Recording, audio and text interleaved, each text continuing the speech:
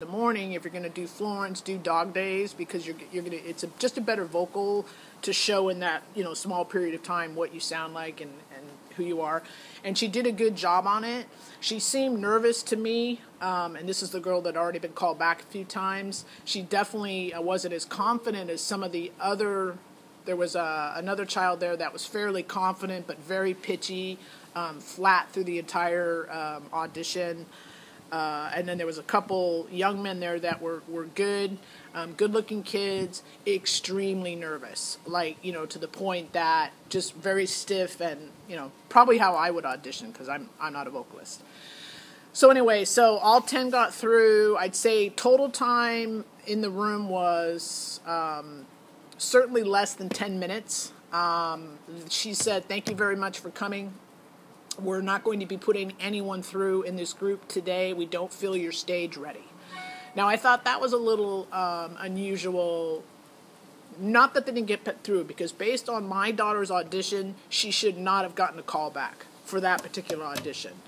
That was song choice. That just happened to be. I mean, if I was looking at that room, I probably would have put me, not knowing how they're actually really technically casting this, I probably would have put the gentleman through that did the gospel blues song, but I don't know if they're still looking for that category or exactly, how it's cast. I wouldn't have put my daughter through based on that 25 seconds.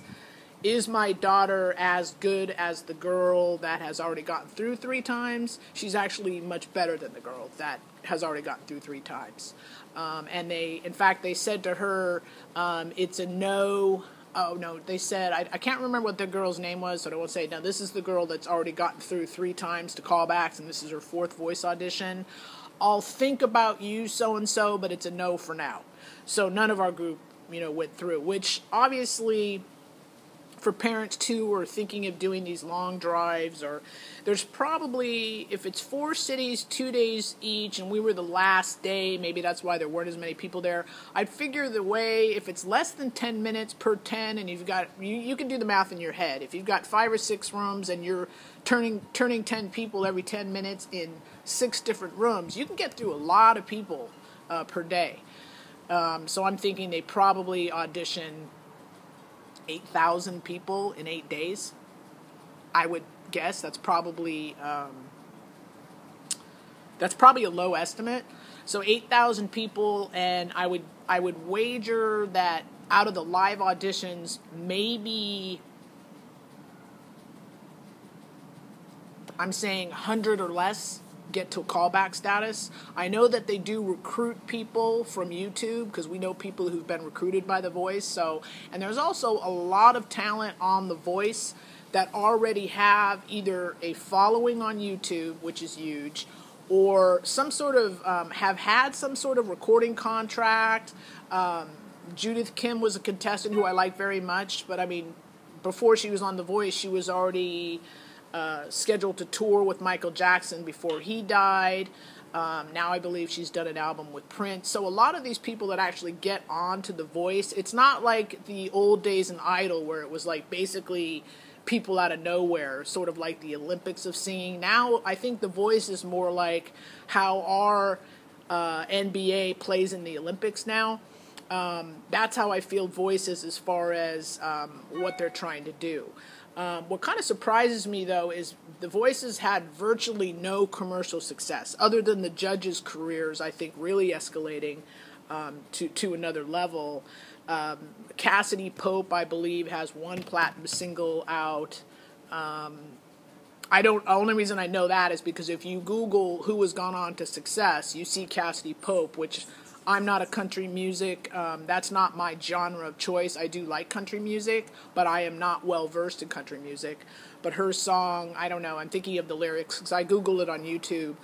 My boyfriend's passed out on the bathroom floor with the whiskey bottle next to his head. I mean, I think there's been one other girl that had some success, but basically we're going into the 9th season. There's been no commercial success coming from The Voice. And that's just being real. If you look at Idol, and I watched Idol from season 1, haven't watched it lately, and it just could be because that whole trend is just really over with. But you look at the people coming out of The Voice, even the losers coming out of The Voice they're on Broadway, you got an Oscar winner, you have a front man for Queen, you have, the Clay Aikens, you still hear about Ruben Studdard, you have Fantasia who's still doing stuff, you have, and it's not just Kelly Clarkson and Carrie Underwood. I mean, there's been a lot of commercial success coming out of Idol, and really, honestly, and I think unless The Voice switches it up, I don't think they're ever going to come close to any kind of commercial success. What I'd recommend to parents, and the reason I really made this video, is I would strongly suggest if you have a minor, unless it's extremely convenient, again, to do a video submission. Because in the video submissions, the talent has an opportunity to talk about who they are briefly, and they have an opportunity to do 2 full songs with music. The open call or a cappella, which is normal. My daughter's also done many years of musical theater, and that's always or normally an a cappella audition. Sometimes you could have a piano accompaniment for musical theater auditions, but a lot of vocal auditions are a cappella. For the video submissions, that's what I would strongly suggest, unless you really simply don't mind. For me, it was fun. My daughter's going to be 18 in 8 months. I'm not going to be accompanying her on audition. She's going to be going off to college, probably in Europe. That's what we're looking at, schools in London. So I guess I just wanted to do something from a parent's perspective. It was a great experience, very well organized. I have to give my hats off to NBC and The Voice and the way they actually handled the auditions, because it was very, very easy. So if you're close to the city, if it's not -10, if you understand that, go in, you don't want to go in expecting to not get a call back. I'll have to say the first thing that my daughter said when we got out of the convention center, she said, it totally was not the right song, Mom. She goes, I don't even know why I decided to sing that. I definitely should have stuck with my first 2 choices. She said it, and this is an honest, she's very highly critical of herself. She's not a singer that says, oh my God, I'm so awesome. She's very critical of herself. She said, the other girl that had got through a few times already, and she did a good job on Dog Days. I still think her nerves are she's not quite confident enough yet, even though she's, I think, mid-20s. She said, I can definitely sing better than that girl who got through 3 times.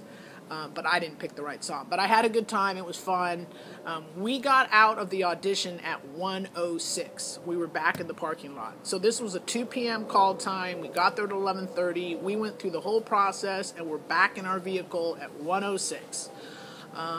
So anyway, that's about all I have to say. Good experience. My daughter wants to put more things on YouTube. She's Mae Cusack, MaeCusack, on YouTube. She's got a couple performance videos that I've posted very amateurly. She did a school show. She did Taylor Swift, Shake It Off. She's got a really nice recital song, Last Love Song, ZZ Ward, on YouTube. That's about all. She has a lot of original stuff, but she said if she really wanted to pursue music, she would just focus on putting a lot more stuff on YouTube, because really that's where most of the her peers and people that I know that are into music, that's where they're looking.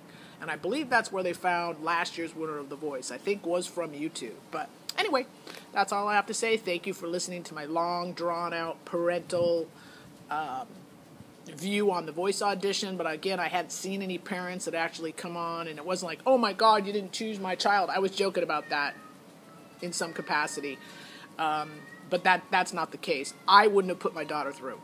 My daughter is like leagues above what that 20 seconds showed, and she knows. That's what I said, well, so what would you do different next time? She goes, well, I'd have 20 seconds where they would definitely not be looking at their laptops. That was her comment. She goes, I could definitely get their heads out of their laptops. And she goes, and I didn't. But she had fun, and it was cool, and she went home and went out with her friends who are all going to college soon. So thank you very much for listening, and have a great afternoon.